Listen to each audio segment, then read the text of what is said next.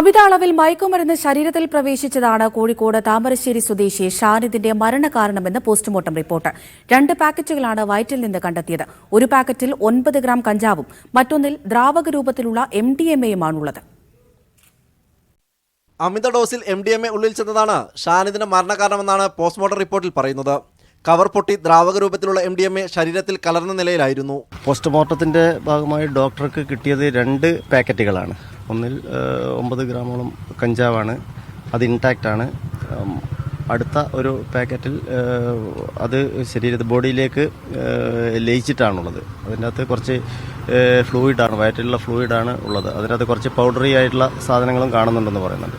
മയക്കുമരുന്ന് കയ്യിലുണ്ടെന്ന സംശയത്തെ തുടർന്ന് കഴിഞ്ഞ വെള്ളിയാഴ്ച രാവിലെയാണ് താമരശ്ശേരിയിൽ വെച്ച് പോലീസ് ഷാനിദിനെ പിടികൂടിയത്.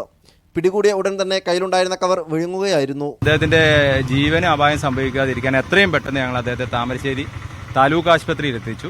അവിടുന്ന് ഡോക്ടറോടും അദ്ദേഹം പറഞ്ഞു, ഈ കാര്യം പറഞ്ഞു. ഡോക്ടർ അവിടെ മതിയായ സൗകര്യങ്ങളില്ലാത്തതുകൊണ്ട് മെഡിക്കൽ കോളേജിലേക്ക് റെഫർ ചെയ്തു. ഞങ്ങൾ അദ്ദേഹത്തെ ഇവിടെ മെഡിക്കൽ കോളേജിൽ കൊണ്ടുവന്നു. സ്കാനിങ്ങിൻ്റെ അകത്ത് 2 കവറുകൾ ഉള്ളതായിട്ട് ഡോക്ടർ ഞങ്ങളോട് പറഞ്ഞിട്ടുണ്ട്. പോസ്റ്റ്മോർട്ടത്തിന് ശേഷം ഷാനിദിന്റെ മൃതദേഹം ബന്ധുക്കൾക്ക് വിട്ടു നൽകി. മീഡിയ 1 കോഴിക്കോട്.